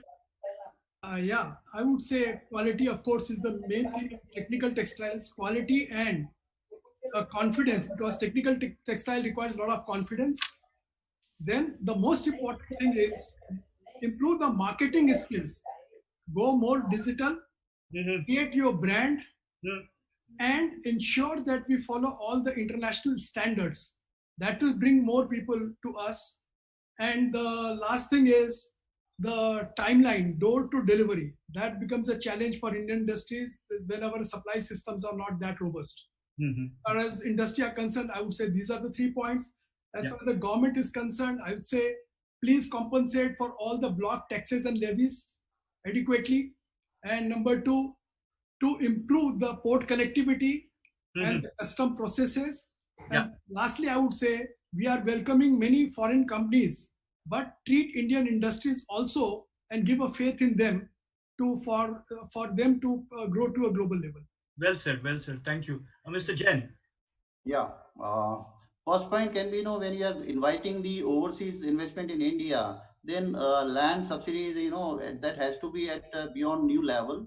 And then second, anti-dumping duty part, I already said about. Tough system started for spinning, weaving, and garmenting and all with revamping. And then comes a special concession in power rates, because we are not getting competitive across the globe in terms of power rates and the consumption part we have.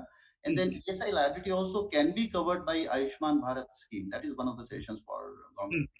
And for industry side, one good suggestion I will come out with here is taking the concept of think bigger and turn bigger. New entrepreneurs, new entrepreneurs should be given proper coaching and making them aware of what opportunities they can be looking forward to. In Okay. terms of technologies and opportunities and product mixes and everything, so Yeah. that they can start thinking bigger and getting into more enhancement expansions of their businesses. Okay. Thank you, Mr. Jain. So now, I will move to question and answers. This session has been extremely interesting, and I think there was it was a wealth of knowledge. I think the participants must have really taken from the panelists. I'll take some few questions which have come in advance, and few I'll take which are coming right now. There's a question from Mr. Rahul Bhajekar, Managing Director of GOTS, that is Global Standards Organization. His question is, any one of you panelists can answer. Will sustainability and environmental consciousness be sacrificed at the cost of rebooting the business post-COVID-19? Any one of you can answer. Then I'll move to next question. If you want a blunt answer, and I know Rahul is not going to like this, Rahul giving this answer.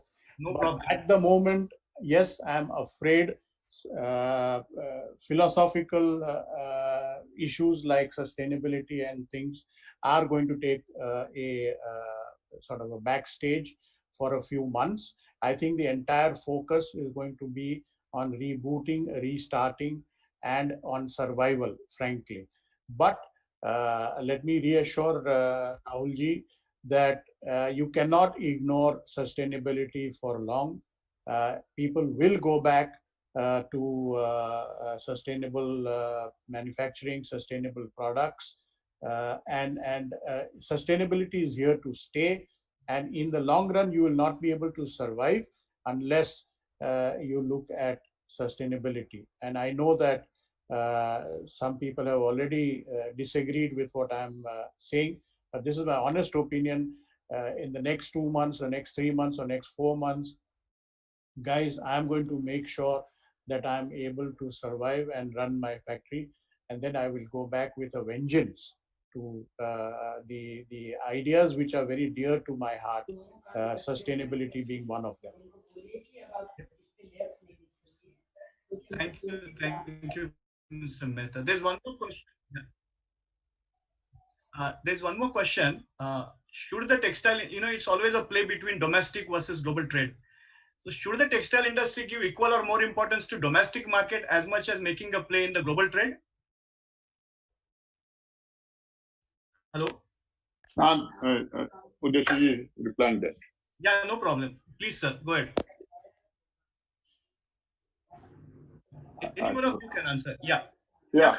There is no question of distinguishing between domestic and export.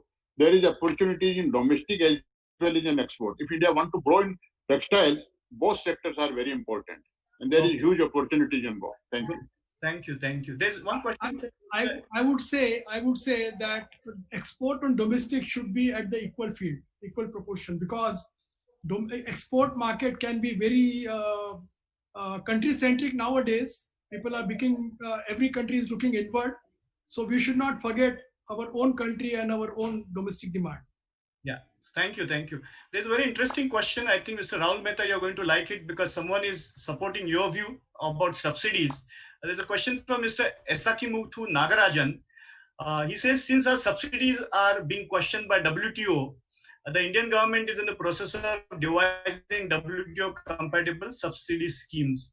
But for a longer run, should we really rely on government schemes providing subsidies, and how much the government subsidies are helping the growth of the textile industry in India in reality? Good question. Yeah, any one of you can answer. I think I've already answered, so let the others. Yeah, I think you are. I think what I would like to say, Mr. Aras, is that the government has come out with a new scheme called the ROTTEP scheme. This is yet to be officially launched, but it is WTO compatible. It meets all the requirements of the WTO. And I think having a scheme like that, which is both WTO compliant and gives India a level playing field, is very important, especially in view considering the situation where we have a disadvantage with tariffs, etc. Thank you. I think subsidy. Mr. Aras, I would like to add something. Actually, industry does not need any subsidy. Actually, we are asking only for the compensation of the various things, structural issues or anything which we don't have. Otherwise, we are not asking. Say we don't have FTA, PTA, and because of that we get incompetitive. So we are not asking actually any subsidy, but we are asking to compensate, like Mr. Srinivasan said, to refund the taxes and duties and other things. The taxes and duties can't be exported. So we are not actually not asking for any subsidy. Yeah. So basically, subsidy is a wrong word. Subsidy is a wrong word. It's a compensation. Yeah. There are, I think, hundreds of questions coming. So it's a very interesting question. Why industry leaders are not requesting the government not to hire workers in Manrega who are working in different mills? Because, if they are engaged in Manrega, they won't come back to the mills. Anybody of you can answer. Yeah, that is, we have already requested the government from all the associations that anybody having the Provident Fund number, ESI number should not be employed in Manrega. But the government will not listen to this, at least for some time, because they have gone back and government wants to give them the work at their birthplaces, at least for some time. But another fact is also that, the people who have gone to their homes in last 1 or 2 months, they've already started approaching the companies to come back, So they are not having that much of fascination towards Manrega because they hardly get anything actually. I'd just like to add here that availability of labor is going to be a very important factor as far as textile manufacturing in India is concerned. Textile manufacturing is labor intensive, and if India does not have the required skilled workforce, then we are going to start slipping in terms of competitiveness with other countries, and our manufacturing cost will go up. Thank you.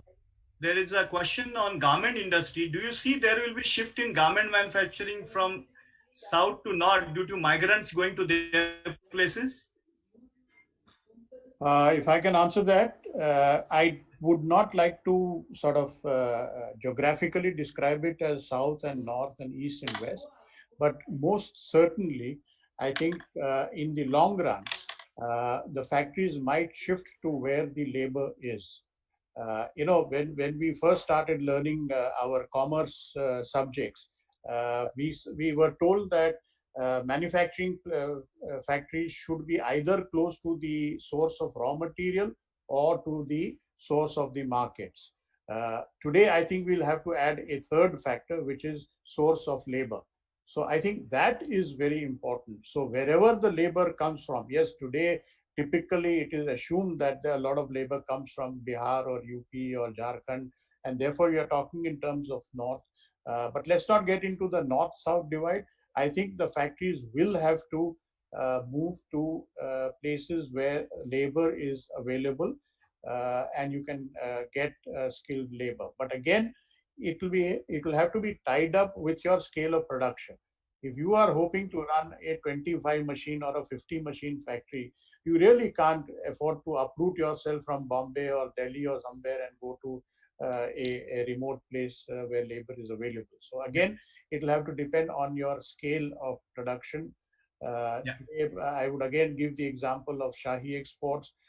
He has been a tremendous leader, tremendous innovator, and he's got factories all over the country wherever labor was available. And that is an example that we will have to follow. Texports, for example, has moved to Andhra Pradesh, where labor was available, local labor. My own company moved to Daman and Vapi many years ago, almost 15 years ago, 20 years ago, where again, the local labor was available. So I think this is something that we will need to follow and implement. Yeah, thank you. There's one question for Mr. Udeshi. In fact, I'll just take two more questions only because of limitation of time. What we'll do is that there are lots and lots of questions, and the panelists are very knowledgeable on this subject. From Textile Association of India, we'll try to seek the answers to many of these questions which are pointed to particular panelists. You may have to provide your email addresses to the Textile Association of India. Mr. Udeshi, there is one very specific question to you. Can we have intelligent suits for patients, like sensors, having sensors for blood glucose, temperature, ECG? These intelligent suits can wirelessly connected to the app of the doctor's mobile, and this will help the medical field a lot. I think, of course, this is what's going to come in future. Mr. Udeshi. I fully agree. I think that is the next level of PPE suits which will be manufactured, where one can get the message from the PPE suit directly to the screen of the monitor, which will say what is wrong, what is right, what is the temperature. So this thing is bound to happen. Only question was, for the time being, what was necessity to meet the requirement has been done. I think the next line would be to go for more intelligent suits, like we talk about the intelligent garmenting, where you say you wear a t-shirt and it measures your heartbeats, which transmits a heartbeat to the level of the monitor. So I think this will happen. Thank you. There's a question from Professor Vishaka Karnal. This is the last question I'm taking. What are the strategies planned by various industries to meet the safety needs of the employees on opening of the factories? And starting the machines may itself may be a problem, and getting workers back to work and to maintain physical distance and hygiene in the work environment in the concern. What is being planned in this respect? I think I can reply to this. Yes. At RSW, we have been so well prepared and so highly appreciated by the whole team of government officials and doctors and everybody whosoever visited the facilities. Perfectly, we were into order at all places with respect to hygienic conditions, sanitization, maintaining distancing, right, and using the mask, and everything was in full place, and it was really appreciable. And we are educating and counseling everybody on almost daily basis. So that is the kind of mantra for today's working. Thank you. Thank you very much. I think we are running out of time. I would have just continued like this because there's so much of depth of knowledge with you panelists that I don't really think like stopping at any point of time. But I have to be, also attending. So first and foremost, I want to thank personally all of you, Mr. Udeshi Sir, Mr. Mehta, Mr. Khandelia, Mr. Jain, Mr. Dalmia, and also Mr. Dr. Srinivasan, for spending your very valuable time and sharing your thoughts with all the participants. On behalf of Textile Association, I immensely thank you. And I thank you all the participants for making the webinar successful. Thank you very much. Thank you very much. Thank you. Thank you. Thanks.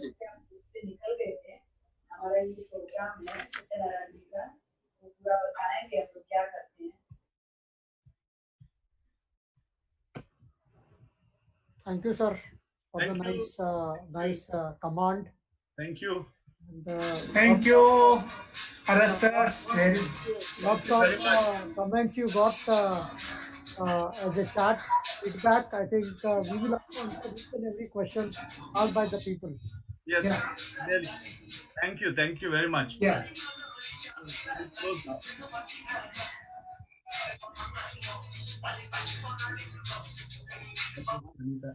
Thank you, sir.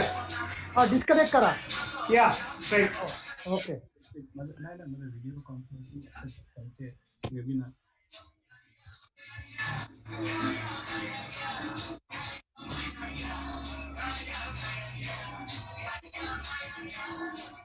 Thank you, Gaude.